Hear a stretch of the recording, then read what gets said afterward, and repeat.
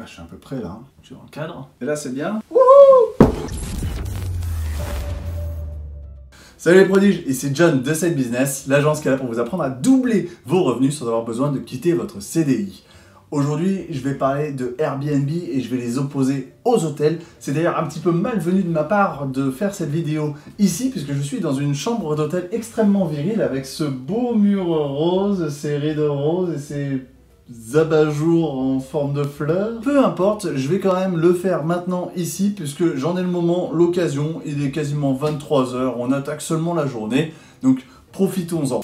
Les prodiges, pour apprendre à doubler vos revenus sans avoir besoin de quitter votre CDI, la méthode la plus efficace, c'est d'aller laisser votre adresse email sur notre site internet side-business.fr, dont vous trouverez le lien dans la description. On va vous donner des conseils personnalisés, privés, avec des études de cas, des retours d'expérience, des pièces jointes qui vont vous permettre directement d'appliquer et de travailler sur ces éléments-là qui vont vous permettre de gagner davantage afin soit d'avoir le train de vie dont vous rêvez sans forcément avoir besoin de quitter le confort et la sécurité que vous offre votre CDI, voire même le plaisir si vous aimez ce que vous faites comme Mike et moi-même, ou alors justement de commencer à générer en toute sécurité un revenu alternatif pour le jour où vous voudrez vous barrer de votre société parce que vous aurez commencé un business à côté qui vous donnera tout le luxe de pouvoir le faire. Surtout, n'oubliez pas de liker cette vidéo, de vous abonner à la chaîne et de cliquer sur la petite cloche afin de ne pas manquer les vidéos suivantes.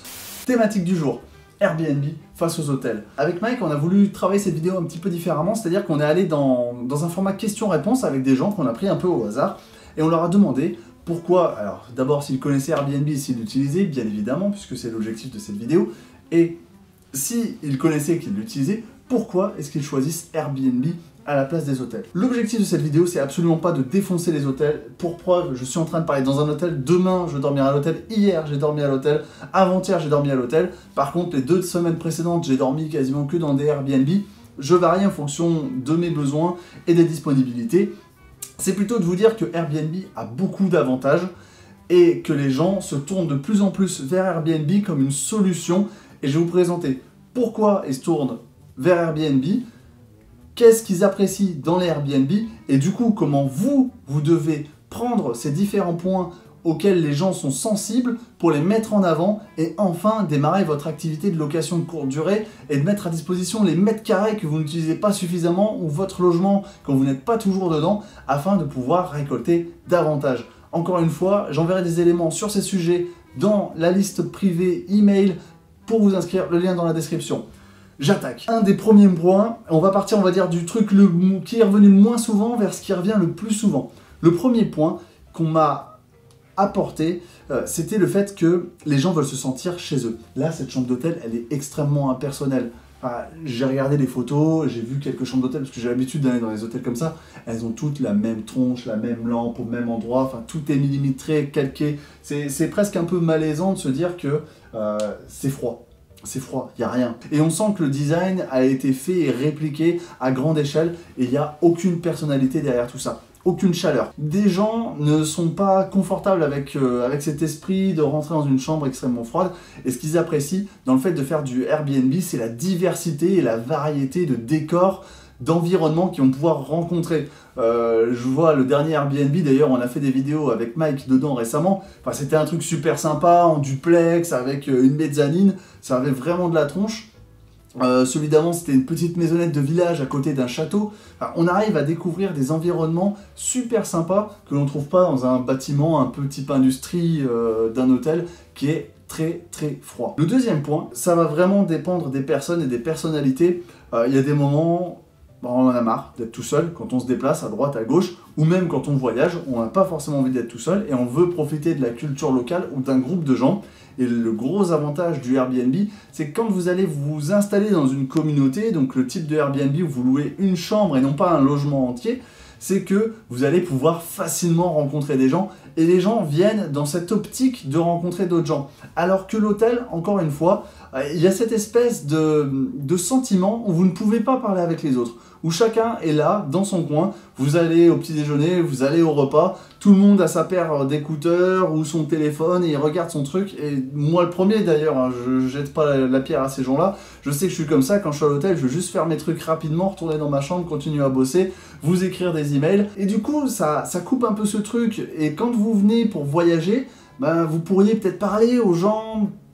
Et au final, bah dans l'hôtel, ça s'y prête pas. Alors que dans le Airbnb, c'est extrêmement bienvenu de rencontrer des gens dans la salle commune, d'échanger pendant les petits déjeuners et autres, parce que c'est plus convivial, c'est ce qu'on disait avant, c'est chaleureux, c'est convivial, ce que l'hôtel, malheureusement, n'apporte pas. Donc si vous êtes quelqu'un, justement, qui aime échanger et parler et transmettre, les Airbnb vous seront plus sympathiques, vous les apprécierez davantage que ce que pourra vous offrir les hôtels. Et encore une fois, si c'est le genre de clientèle que vous pouvez viser demain, n'hésitez pas à mettre ça en avant parce que c'est vraiment, vraiment important et ça peut toucher du monde. Point 3, je suis peut-être hors cadre. Point 3, les gens veulent plus d'espace. Ouais, là, bah, à part le fait que je viens de marcher sur le lit avec mes godasses, les gens veulent plus d'espace. Là, il y a quoi, 14 mètres carrés. Je vais rester qu'une nuit. Je suis arrivé à 22h, 22h30, le temps d'ouvrir mes affaires, de sortir le matos pour tourner. Je vais ensuite prendre une douche, bosser encore un petit peu, dormir. Je me lève à 6h30, à 7h30, je plie mes bagages. Donc c'est 14 mètres carrés, franchement, je m'en fiche. J'ai besoin que d'un lit, d'une douche et d'une table pour poser ma caméra et mon ordinateur. Par contre, il y a des moments où vous allez faire des séjours plus longs et vous avez besoin de prendre un peu d'espace, de vous étaler. Enfin, je sais pas si vous voyez là-bas, ça c'est mon sac de voyage. Là, la dernière fois que je suis parti pour 6 semaines sans être rentré chez moi. Il me faut du matos. Alors je suis plutôt minimaliste parce que toute ma vie tient là-dedans, mais à un moment donné, quand j'arrive quelque part, je vais étaler toutes mes chemises, je vais étaler tous mes t-shirts, etc. Et là, cette espèce de petite porte que vous voyez, si tant est que vous la voyez, c'est le seul et unique placard de cette chambre. Et pour autant, ça va peut-être paraître suffocant pour quelqu'un de vivre un mois dans une pièce comme celle-ci.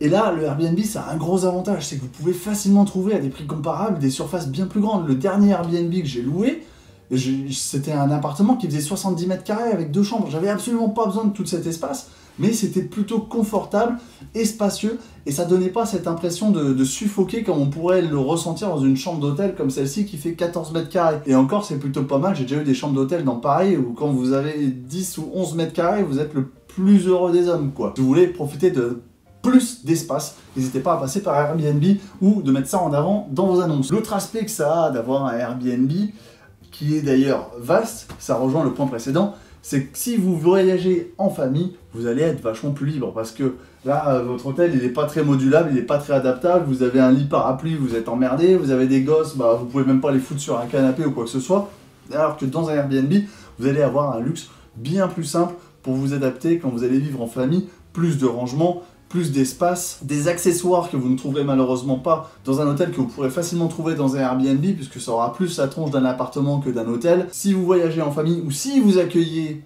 des gens, n'hésitez pas à dire ou à mettre en place tous les éléments qui vont pouvoir attirer une famille chez vous. Vous savez ce qui me frustre aussi, c'est que là, je reste qu'une nuit.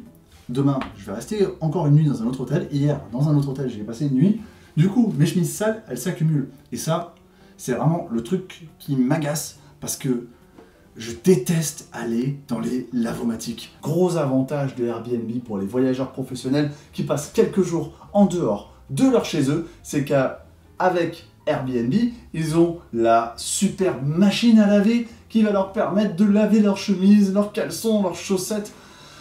Ah, la libération de la laverie. Un gros avantage, mettez en avant que vos annonces sont parfaitement adaptées aux professionnels. Ça paraît con comme ça parce que l'hôtel justement a la grande image du professionnel, mais Airbnb peut aussi être un grand avantage parce que vous avez cette souplesse par rapport à l'entretien de vos effets personnels que vous ne pouvez pas avoir de manière aussi souple dans un hôtel. Je suis à l'hôtel pour 2 jours encore, ça fait 4 jours que j'y suis. Ce week-end je vais bouger, d'ailleurs je vais passer le week-end avec Mike, on vous tournera quelques vidéos, abonnez-vous pour pas les louper. Et après ça, lundi de la semaine prochaine, je vais absolument me réserver Airbnb parce que ça fera 7 jours que je suis parti et j'aurai quasiment fini d'utiliser tout ce que j'ai dans mon sac. Il faudra absolument que je lave mes affaires et là, le Airbnb sera mon sauveur. Un des points qui nous est super souvent revenu, c'est au niveau de la bouffe. Alors là, ils ont été sympas à l'hôtel, ils m'ont donné, alors je suis à, je sais même pas où je suis, Le Mans. Je suis à Le Mans, ils m'ont donné du coup les petits sablés de Sartre. Ouais, super, ça c'est de la bonne bouffe. Je me suis arrêté sur une aire d'autoroute pour manger, et encore c'était pas trop dégueulasse, un morceau de poulet avec des patates. À midi, j'ai mangé dans un resto, je vais pas me plaindre de manger au resto, bien évidemment. Mais voilà, c'est de la nourriture qui est très salée, très saucée et autres. Hier soir, j'ai mangé un sandwich. Hier midi, j'ai mangé un sandwich. Hier matin, j'ai pas pris de petit-déj. Avant-hier soir, un sandwich. Bref, je suis pas là pour chouiner ou quoi que ce soit. Mais la vie, quand vous êtes en déplacement et en hôtel, c'est pas forcément le tip-top niveau bouffe. Bien au contraire. Et le gros avantage que vous pouvez trouver à prendre un Airbnb, c'est que vous pouvez vous nourrir un minimum sainement si tant est que vous fassiez attention. Je me mets en maillot de bain sur la plage pendant l'été et j'aimerais bien garder la ligne. Donc à force de bouffer de la merde à longueur de journée, eh bien vous ne pouvez pas garder cette ligne. Le nombre de commerciaux ou je sais pas, d'itinérants, de cadres qui sont tout joufflu, bien garni de nourriture saucée du restaurant, de litres de sel consommé, etc. Enfin, moi, c'est pas du tout l'image que j'ai envie d'avoir. C'est pas du tout ma façon d'ailleurs de concevoir ma vie et ma santé, puisque j'ai envie de faire quand même attention à tous ces éléments-là, histoire de pouvoir profiter un maximum de toutes les belles choses que ce monde a à nous offrir. Donc j'ai envie de faire gaffe. Et le Airbnb, il n'y a rien de mieux. Vous rentrez le soir, vous pouvez vous acheter un paquet de riz, une boîte de steak et des légumes, vous foutez ça dans la poêle et vous mangez sainement et simplement. Et en plus, ça vous prend 10 minutes de faire ça, alors qu'à chaque fois que vous voulez bouffer au resto, eh ben, vous vous installez, bonjour monsieur, blablabla, est-ce que vous désirez un apéro?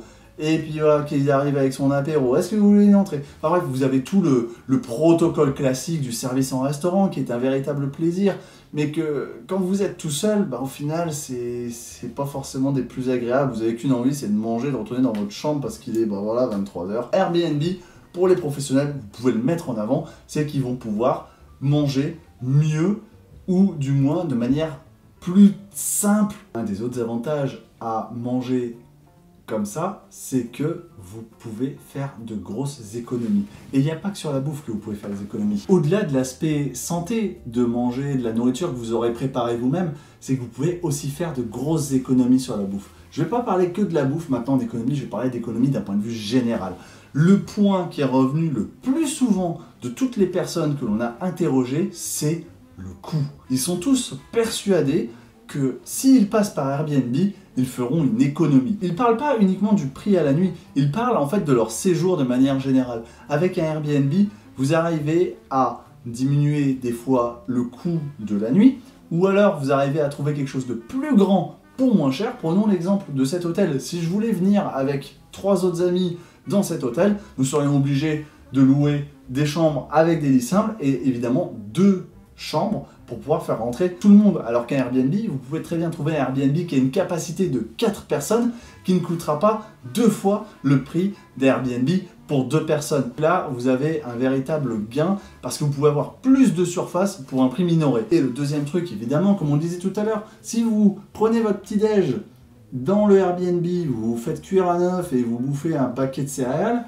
ça va vous coûter vachement moins cher que le petit-déj de l'hôtel, je sais même pas chez quoi là, l'hôtel Mercure, je crois que le petit-déj c'est 14 balles, enfin c'est un truc de dingue, pour bouffer des céréales et un œuf. Le resto du soir, je vous en parle même pas, vous avez une entrée entre 4 et 8 balles, et après vous allez prendre votre plat entre 12 et 18 balles, et si vous êtes un peu gourmand et que vous avez encore envie de vous frapper un café, faut rajouter encore 5 à 7 balles derrière. La note, elle monte super vite. La bouffe d'une journée dans un hôtel comme celui-ci, c'est quasiment le coût pour manger 3 jours ou 4 jours si vous êtes dans un Airbnb et que vous n'êtes pas un dingue à bouffer n'importe quoi. Vous mangez du riz, des pâtes, des légumes, du steak et du poulet et un peu de poisson. Vous pouvez faire des économies monstrueuses et plus vous êtes nombreux, mieux c'est parce que vous allez pouvoir écraser tous ces coûts en les mutualisant, ce que l'hôtel ne vous permet absolument pas parce que vous multipliez à chaque fois les coûts unitaires par le nombre de personnes. Et ça fait vraiment mal. Donc le dernier point, évidemment, qui est remonté à chaque fois, c'est le coût. Dans toutes les personnes que j'ai eues dans mes Airbnb, notamment les professionnels, j'en ai quelques-uns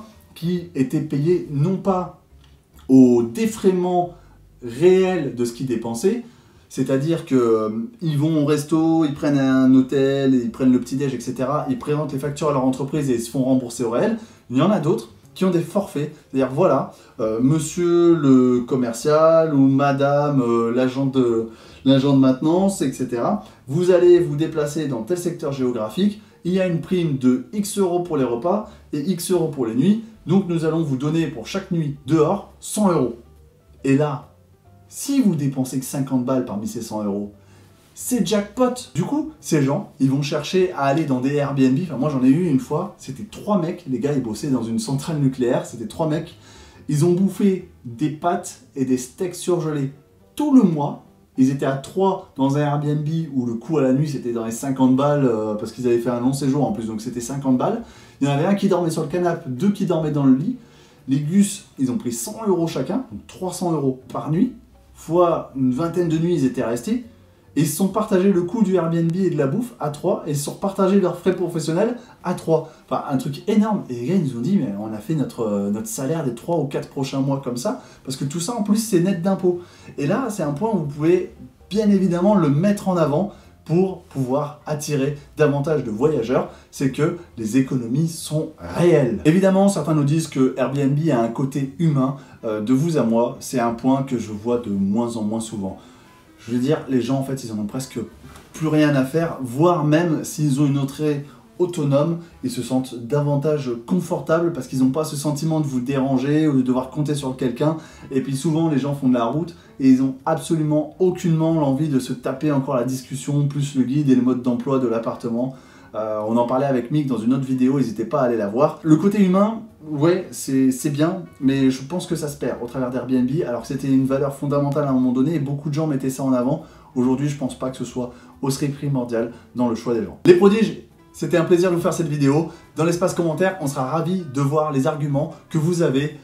Pourquoi vous aussi, vous aimez Airbnb, ou au contraire, si vous voulez donner des points aux hôtels, des points parce que j'ai pas été tout à fait tendre avec eux, même si j'adore aller à l'hôtel, c'est vraiment très confortable, tout est propre, ça sent bon, c'est toujours nickel. Si vous avez le moindre pet de travers, vous pouvez appeler le room service avec ce téléphone qui doit avoir au moins 70 ans.